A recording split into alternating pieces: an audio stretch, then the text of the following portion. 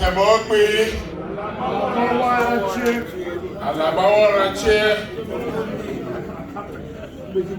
His Royal Highness, Eze Osaka Ebo, the Upper One of Angmabuku, Mr. Chairman of the occasion, our Chief Launcher, Professor Beniko, a distinguished elder and an accomplished physician, an elder in the community, ladies of the high table, my lords, spiritual and temporal, I salute all of you. I'm going to speak very briefly about what we're here for tonight. I will not waste a lot of your time, and I'm going to use my PowerPoints to deliver salient aspects of my message. I've been involved in teaching for a very long time, for those of you who know. So I'm not going to lecture you, but I'd like to stand so that you will not fall asleep. We've been sitting for a very long time, and as a physician, one of the things that I'll recommend, that after you sit for this long, you stand up for a few seconds and stretch your legs. Can we do that? Yes, Bazum. Bazum. Prescription. And stretch your legs. Prescription. To continue the circulation of blood. I don't want any blood clots at the end of this. We have to do with music. Please. Thank you very much. You can sit down. Next slide, please. The case for rural electrification. That's what I am talking to you about, very briefly. As Neil Armstrong, I was going to say Lance Armstrong. As Neil Armstrong says, it is one very small step for man and one giant leap for mankind. And for our community, this is a very important step. Next slide, please. Hello?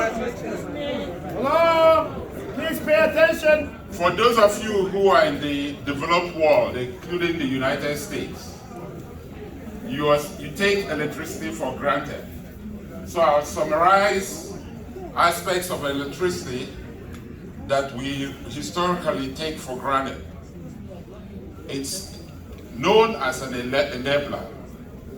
It's the engine of industrial development. It's useful for social welfare. It improves the health care of the people.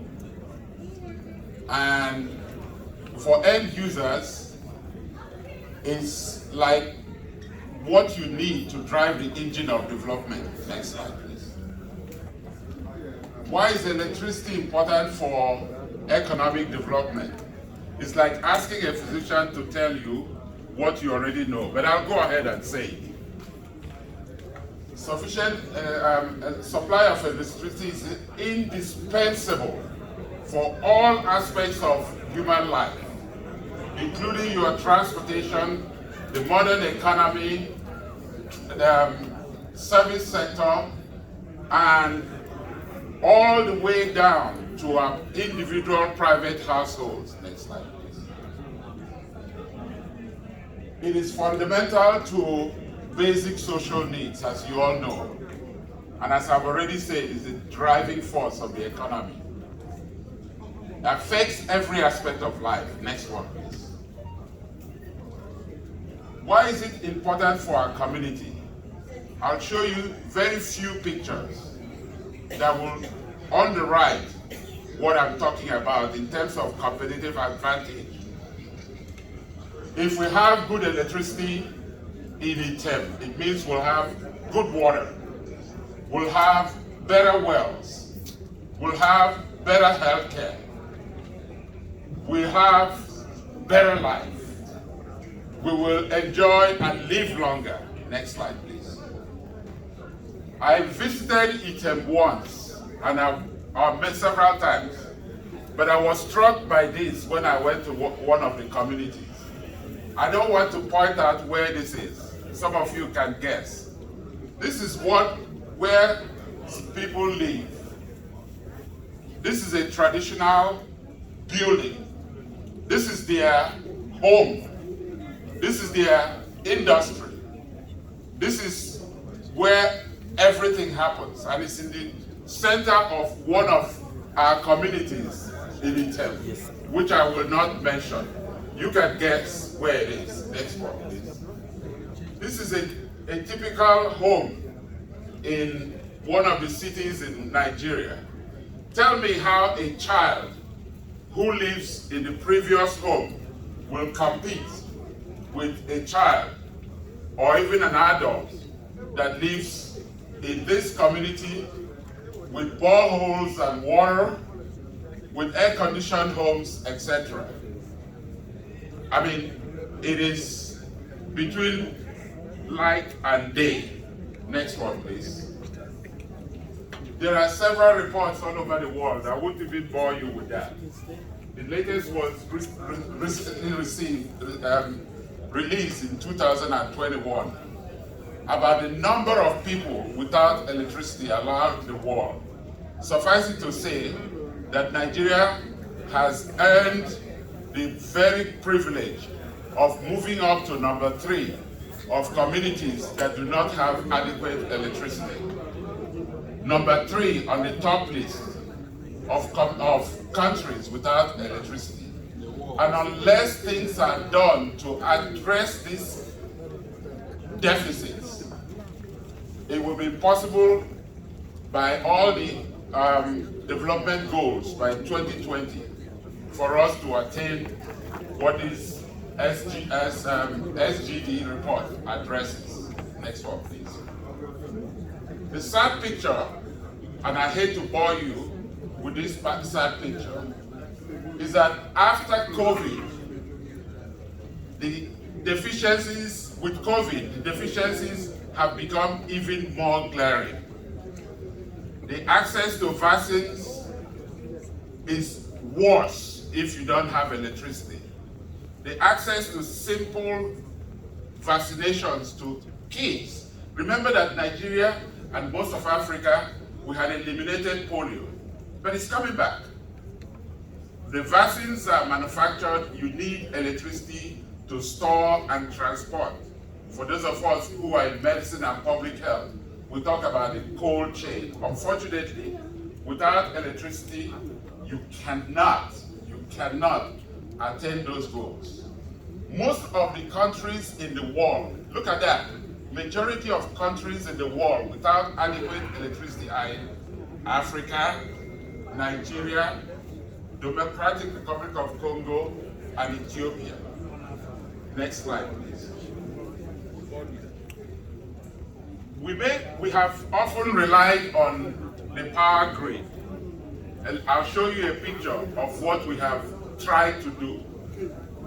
But the group report that I don't want to go in, this is not the forum to discuss the report of the sustainable goals.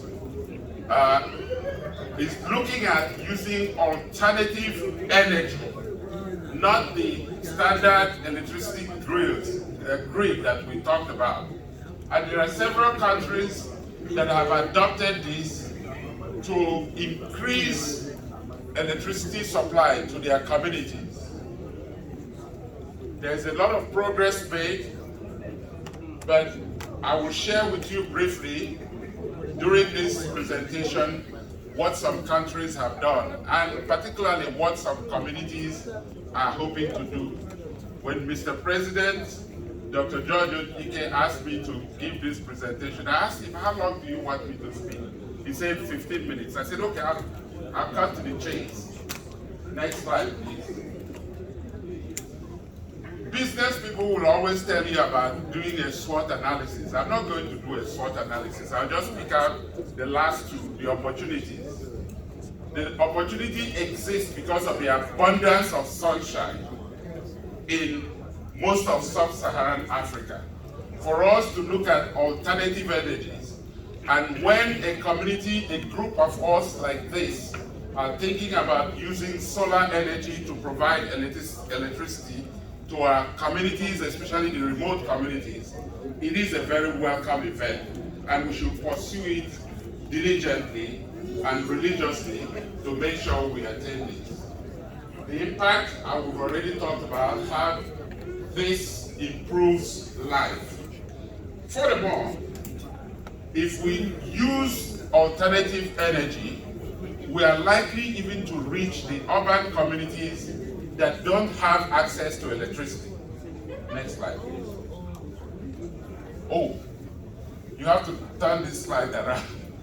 But this is what we've done, we've tried to do. This is again in that, if you could just turn your heads a little and look at this. This is that beautiful community in Item.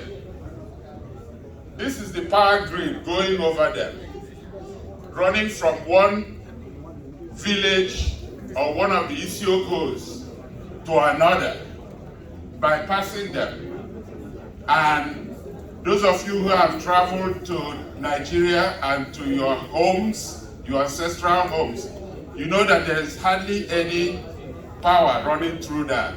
Most of the time it is very erratic, and when it does occur, the voltage is often sub-therapeutic, as we say in medicine. Next slide, please. Again, it is the off-grid that most of the countries that have tried to solve this problem, and they include what is called mini-grids, small electrical projects that you can share within communities, and the communities are usually able to afford it, run the grid within individual small communities, and the beauty of it is that the community controls it. It's usually affordable, and it only requires planning, maintenance, planning again, and thinking ahead in the future. And most small communities can usually have run things like this, and with your generosity, I'm sure this is doable. Next slide, please. I have traveled to several countries in the world by the grace of God. The slide I'm showing you is, as we all know, when there is a problem, there is a solution. This is one of the most remote places on earth, Iceland. They had these kind of problems generating electricity, but their own people, you will be amazed to know that they generate electricity from the earth, geothermal energy. They have a lot of volcanoes on the ground, and they have sourced that. So why would brilliant people like you with resources not utilize the sunshine that is abundant in your community, in our communities, to provide electricity for our people? It's still a question that we need to answer. Next slide, please. Bangladesh has done it using solar energy, off-grid. Vietnam has done it. Ghana has done it. Kenya has done it for more than providing electricity for 700,000 people in rural communities. Why not Item? Why not our community? There are models that are available. We don't need to reinvent the wheel. And people can pay as you go. We are a people endowed with resources, with the ability to pay for things. Our parents built schools. The Igbo Union built hospitals. Our people built town halls. We ran them. They were successful. Most of you who are here are beneficiaries of those projects and the sacrifices of our parents and grandparents. And as you all know, the best gift anybody can give to somebody who cannot repay them is to give them something. And it is the joy of giving somebody without expecting any payback that is the crown of glory. Yes. Next slide, please. Oh, this slide is also bad. But the purpose of this slide is to share with you what some communities have done. This is the island of Titicaca. It is a floating island in Peru. And this island is built on a reef that floats. The people in this community have electricity. You'll be surprised. But they also have clean water. But they also have buildings that look like what I showed you in my community in Egypt. And how are they able to do this? They have potable water. They have solar energy. They can travel by boat to the next island to harness healthcare. Why not us? Next slide, please.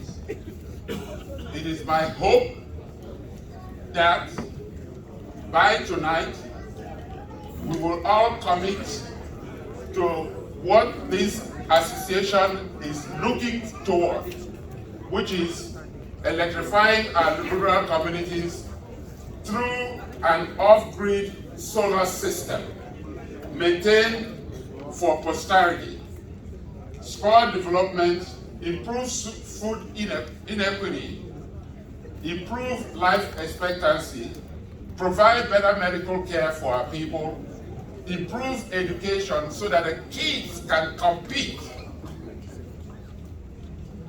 providing a leveling field for every child born in the temple, who can then grow and prosper and be like you and come to the United States and prosper and drive big cars and remit money to their communities and help the future generation.